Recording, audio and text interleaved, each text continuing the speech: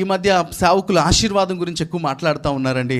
కానీ ఈ విధంగా ఉండాలంటే గుర్తుపెట్టుకోవాలి, ఆశీర్వాదం గురించి మాట్లాడుతూ ఉన్నారంటే నువ్వు అర్థం చేసుకోవాల్సిన విషయం ఏంటంటే, నువ్వు ఖచ్చితంగా దేవుణ్ణి ప్రేమిస్తే నువ్వు దీవించబడతావు. ఒక్క ఆశీర్వాదం దేవుడి దగ్గరకు వస్తే దీవించేస్తాడు అని అనకూడదు. ఈ దేవుని యొద్దకు నువ్వు వచ్చి ఈ దేవునితో సహవాసం చేసి ఈ దేవుని వాక్యంలో చెప్పిన రీతిగా నీ జీవితాన్ని కట్టుకొని దాని ప్రకారము నువ్వు నడుస్తూ ఉంటే ఏమైతే తెలిసినా నీ చేతుల కష్టార్జితమును నేను అనుభవిస్తావు. హల్లెలూయా.